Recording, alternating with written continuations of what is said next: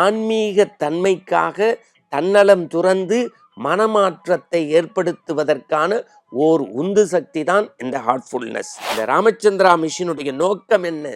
தியானம், இதய சுத்திகரிப்பு, பிரார்த்தனை.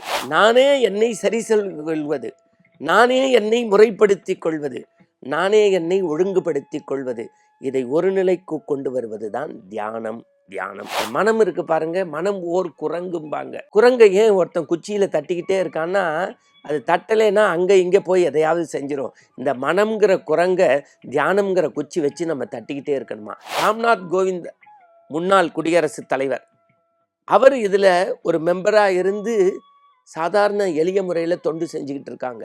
இன்றைய தினம் நாம் மனதை பக்குவப்படுத்தும் தியானம் பற்றி சிந்திக்க போகின்றோம்.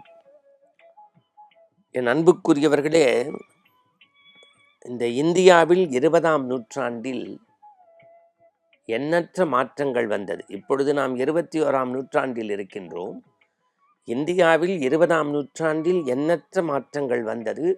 அந்த எண்ணற்ற மாற்றங்களுக்கு வித்தாக, விதையாக, அச்சாணியாக, ஆணிவேராக, அஸ்திவாரமாக இருந்தது சில மடங்களின் செயல்பாடுகள். திருப்பனந்தாள் மடத்தினுடைய பணியை பார்த்தால் தூய்மை நம் கண்ணுக்கு மிளிரிடும். ஸ்ரீ சத்யசாய் ட்ரஸ்ட் என்று பாரத தேசத்தில் உண்டு. இல்லாதவர்களுக்கு, ஏழைகளுக்கு, வறியவர்களுக்கு, வசதியற்றவர்களுக்கு அது ஆலமரத்து நிழல் போல அன்பை போதித்த ஒரு அற்புத ட்ரஸ்ட் ஸ்ரீ சத்யசாய் சேவா ட்ரஸ்ட். வேதாத்ரி மகரிஷியினுடைய அற்புதமான வாழ்க வளமுடன் அமைப்பு. நல்லதே சொல், நல்லதே நினை, நல்லதே பேசு, வாழ்க வளமுடன் என்று வார்த்தைகளில் வர்ணம் பூசி மனிதனை பக்குவப்படுத்திய அமைப்பு. அடுத்து உங்களுக்கு தெரியும் ஈஷா, அது ஒரு கருணையின் பிறப்பிடமாக இருக்கிறது. இப்படி பல அமைப்புகள் நம்முடைய பாரத தேசத்தில் மிகச்சிறந்த நேர்த்தியான காரியங்களை செய்து வருகின்றது. அவற்றில் இன்றைக்கு மின்னு மிளிர்வது ஹார்ட்ஃபுல்னஸ். இந்த ஹார்ட்ஃபுல்னஸினுடைய சிறப்பை, ராமச்சந்திரா மிஷினுடைய மேன்மையை அருமை சகோதரர் ஜெயா தொலைக்காட்சியின் இனிய நண்பர் மனோகரன் அவர்கள் நமக்கு நெறிப்படுத்தி அந்த இடத்திற்கு அழைத்து சென்று ஒரு கையடக்க புத்தகத்தையும் நமக்கு வழங்கினார். ஹார்ட்ஃபுல்னஸ் என்பது இன்றைய நூற்றாண்டில் ஒவ்வொரு மனிதனுக்கும் தேவையான ஒன்றாக இருக்கிறது. ஆன்மீக தன்மைக்காக தன்னலம் துறந்து மனமாற்றத்தை ஏற்படுத்துவதற்கான ஓர் உந்து சக்தி தான் இந்த ஹார்ட்ஃபுல்னஸ். இதய சுத்திகரிப்பு, இதய சுத்திகரிப்பு. நான் அடிக்கடி சொல்லுவேன், வாகனத்தை ஓவராயில் விடுற மாதிரி இந்த உடம்பை ஓவராயில் விடணும்னா சபரிமலைக்கு போனால் தெரியும். சிறுபாதை பெரும்பாதையில் ஒரு மண்டல விரதம் இருந்து, புலனடக்கம் இருந்து, ஐம்பொறிகளையும் அடைத்து, காமம் கோபம் தரித்து, புலால் உண்பதை மறுத்து, நம்ம எளிய வழியில் இருந்து போயிட்டு வருகின்ற போது இந்த உடம்பே ஒரு ரசாயன மாற்றம் ஏற்படும். அதுபோல இதயத்திற்கு இதமான தியானத்தை கொண்டு போய் இதயத்தை சுத்திகரிப்பு செய்வதுதான் இந்த ஹார்ட்ஃபுல்னஸினுடைய நோக்கம். தாதாஜி, இந்த ராமச்சந்திரா மிஷினுடைய நோக்கம் என்ன? தியானம், இதய சுத்திகரிப்பு, பிரார்த்தனை. இதுல 3 விதமா வடிவமைப்பார்கள். இப்ப ஒரு பயணம்னா ஒரு டிக்கெட் வாங்குவோம். பயணம் செய்பவர் ஒருத்தர், பரிசோதனை செய்பவர் ஒருத்தர்.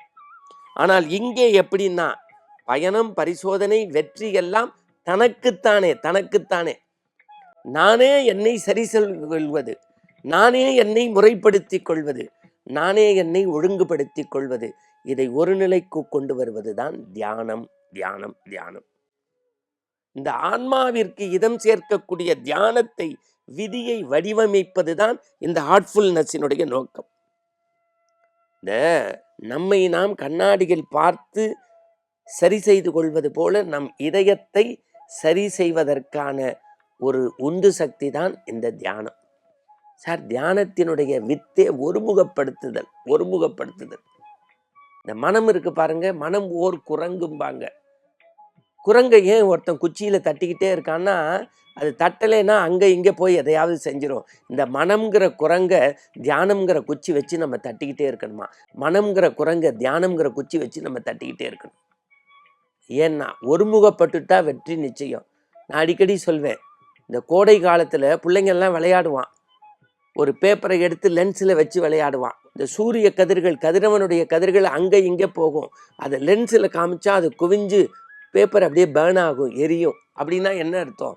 அங்கே இங்கே போகக்கூடிய ஆற்றலை ஒருமுகப்பட்டினா பேப்பர் எரிவது போல இந்த மனித இதயத்திற்குள் 1000 திறன், ஆற்றல், சிந்தனை தெளிவு எல்லாம் இருக்கக்கூடிய மனிதன் அதை ஒருமுகப்படுத்தினால் வெற்றி தீபம் சுடர்விட்டு எரியும் என்கின்ற தியான பயிற்சியை சொல்லித் தருவதுதான் இந்த அமைப்பினுடைய நோக்கம். இந்த ராமச்சந்திரா மிஷனுக்கு நம்ம திருப்பூராக இருக்கட்டும், ஹைதராபாட்டாக இருக்கட்டும், உலக லெவலில் அவங்க அந்த சத்சங்கங்களை வச்சுருக்காங்க.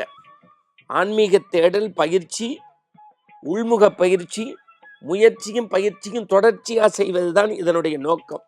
சடங்கு சம்பிரதாயங்களுக்கு முன்னுரிமை கிடையாது. புறச்சடங்குகளை விடுத்து பொருளாதார பின்னணி, ஜாதி, மதம் இதையெல்லாம் தூக்கி எறிஞ்சிட்டு மனித மனங்களை செம்மைப்படுத்துவதற்கு இதில் ரொம்ப முக்கியம் என்னென்னா, ராம்நாத் கோவிந்த் முன்னாள் குடியரசுத் தலைவர், அவர் இதில் ஒரு மெம்பராக இருந்து சாதாரண எளிய முறையில் தொண்டு செஞ்சுக்கிட்டு இருக்காங்க. அதுலேயும் எனக்கு ரொம்ப பிடிச்ச செய்தி என்னென்னா, 2018 பத்மஸ்ரீ விருது வாங்கின கமலா பூஜாரி அப்படிங்கிற ஒடிசாவில் ஒரு கிராமத்தை சேர்ந்த ஒரு விவசாயத்தில் புரட்சி, நம்முடைய வேளாண் விஞ்ஞானி, விவசாய விஞ்ஞானி நம்மாழ்வாரை போல புதுமைகளை செய்த அந்த கமலா பூஜாரி பெரிய எழுத படிக்க தெரியாதவங்க. ஆனால் மன ஒருமுகம், தியான பயிற்சி, இதனால் பக்கத்து கிராமங்களை எல்லாம் ஒன்றுமைப்படுத்தி அந்த விவசாய புரட்சி செய்தவர்கள். எனக்கு இதற்கு வித்தாக அமைந்தது ராமச்சந்திரா மிஷனுடைய செயல்பாடுன்னு பதிவிட்டிருக்காங்க. அப்போ என்னன்னா, இந்த ஆன்மீக தேடலுடைய விஷயங்களை தரக்கூடிய இது போன்ற அமைப்புகள் மனிதனை பக்குவப்படுத்துவதற்கான ஒரு மந்திர சாவி. மீண்டும் நாளை சந்திப்போம். வணக்கம்.